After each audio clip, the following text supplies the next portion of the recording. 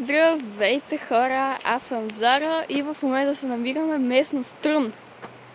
Област Трън, по-скоро се води, не местност Трън. Така, тук дойдохме на разходка и който от вас гледа Мамник, чакайте, че не мога да си скатера докато снимам, който от вас гледа Мамник в момента по БНТ или който дори е чел книгата Мамник, може да се сети, че тези скали са точно от сцената на Мамник и в момента отиваме точно натам.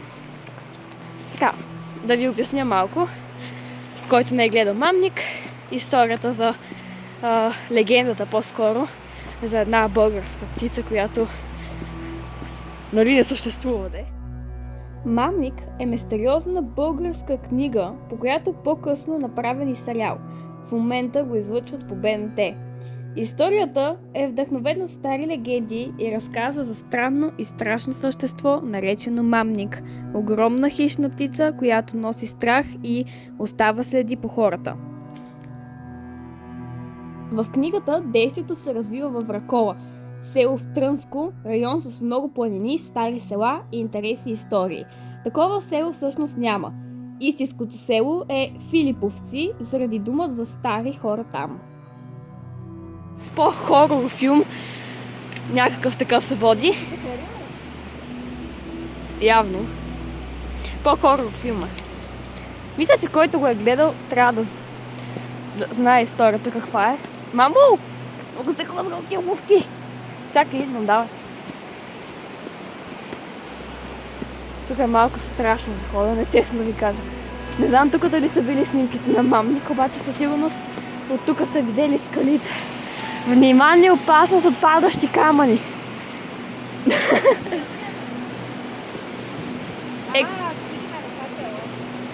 Много се хлъзга, мамо. Тази пива да ви ръката, чакайте, стойте, че студена между другото. Долу ръката. Боя е бурга, бе. Добре, те как са засавали там отгоре на тия скали? Те не заставаха отгоре на скалите, те от някакъв път отгоре говорят. Ти знаеш, че май нещо е тук не стигаше, не е този камък. Гледам си, знаеш колко ми се хлъзгат обувките. Ма на къде отивате натам, бе, чакайте? Че с камерата по-важа снимките, хора. Тук как са вървели. О, не, мама, много се хлъзгам тук. Какво снимах? Кукичетата ли снимах? Да, гледай го тати къде отива. Не мога тук да хода аз. Къде е този мост? Аз искам да го видя, но не става, гледай какво става.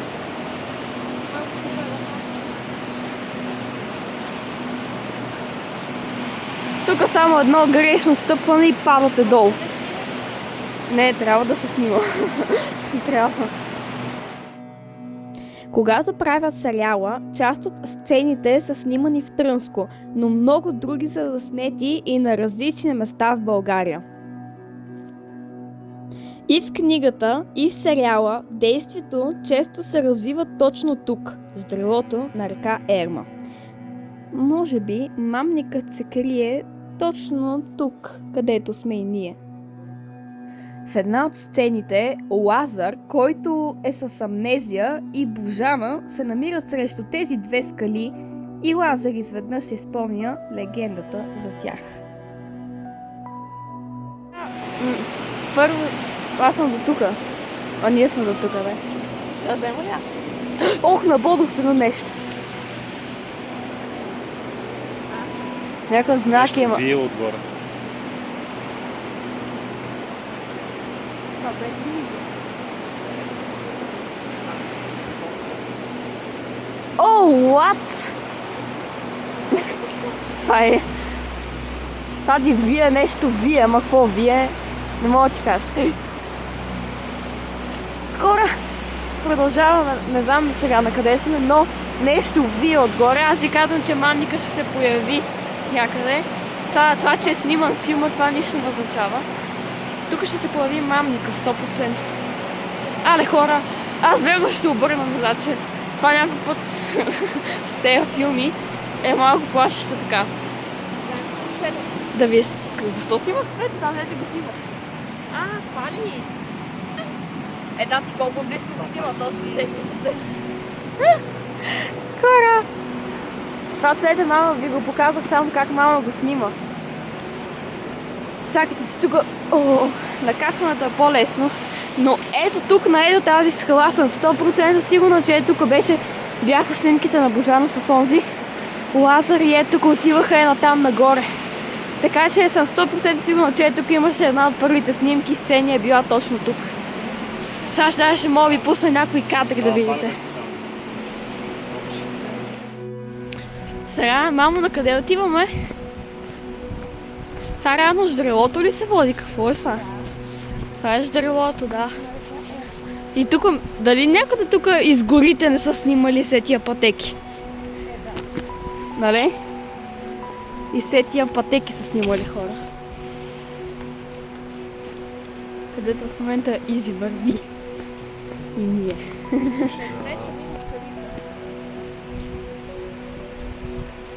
Скалите на плоското ждрело. Явно имат предвид някакви птици, ама не мога да първо до там да прочета. Аз не мога с камерата, не се увеличава. Някъде е тук според мен също са снимали една тия беседки, даже може да е седяла, да са седели тук и да са си говорили там, когато мина вече тази серия. Жана и майка и си говореха с кучето Айра. Добре, Айран ли е? Айра във филм се казва Айран, в книгата е Айра, така че не знам. Тази площадка даже не съм сигурна дали не я и снимаха и нея. Точно е тази площадка, хора. Не знам, мисля, че не, ама имам някакъв мини спомен на това. Вижте го тоти къде отиде, вижте го къде е застана. Кошче. Я видим колко е пълно кошчето, така ще разберем дали са минавали хора от тук. Пълно е, има вода в него, значи почти не са минавали. Но тук лятото сигурно е по-пълно, да си сигурно тук в момента просто е много студено. Вижте колко е яка тази скала, обаче наистина. И представяте ли сега там мамникът седи някъде горе? Някаква птица, не голяма, но така се казва с едната птица, мамник е там да седи. Е там на това. Ей, слънце. Ето каза, че самото тук ждрело е подходящо за катерене и ако тръгнеш да правиш такава дейност да се катериш, един вид, като се катериш нагоре, може да срещнеш много такива животинки от най-вече птици и самите хора съветват да не ги закачаш. Може да срещнеш гнезда от птици, да не ги закачаш, защото тогава стават един вид по-опасни. Да. И може докато се катериш да ти направят нещо. Да. И съветвате просто да не ги закачаш докато се катериш. Да. Защото тук има такова...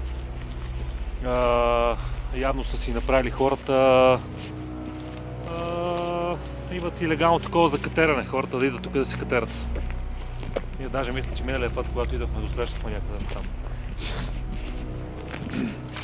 Това е общо, което е написано на това. Значи пак има птици. Това ще кажа, че не сте сами. Не сме сами. Катериш. Но със сигурност тук са снимали, да. Да видим тук дали се вижда. Какво за нея? За нея се говори по-нататък в книгата, понеже... Коя, тази ли? Ето това, да. Тази организация Варток.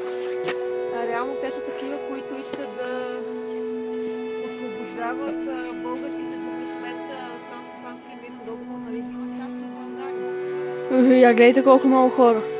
И тези Варток, те наистина са били такива хора, които са искали да освобождават България. И като четете книгата, ще разберете, че Лазар е помагал точно на такива хора. Той, нали, вече, нали, в сериала се разбрат с граничари. Да. Ето, помага на хората от Варток. Аха. Във филма, нали?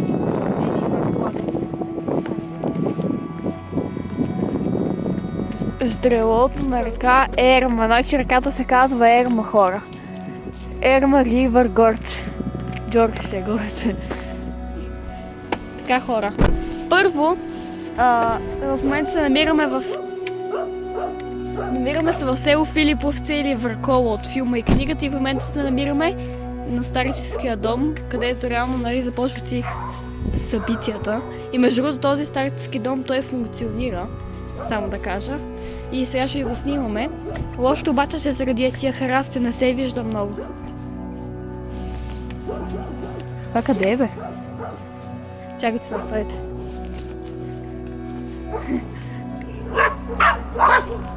Тия пък които какво лайт?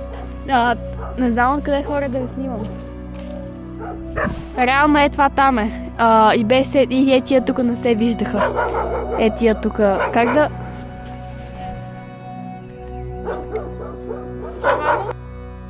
Старческият дом също е важно мистериозно място в историята. Тук е настанен Емил, друг важен герой.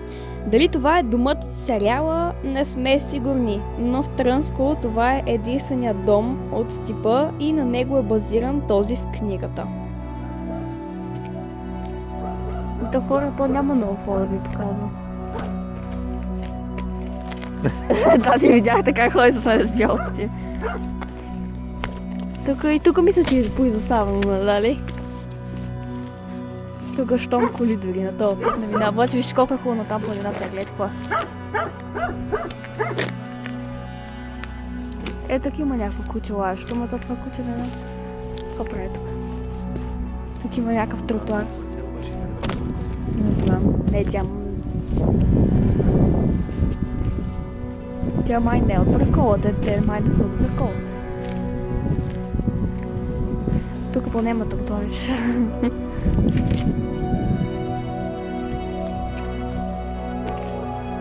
И хора горе-долу е това, да, то е малко село. Филиповци във Въркола, не повече. Са какви и на мама.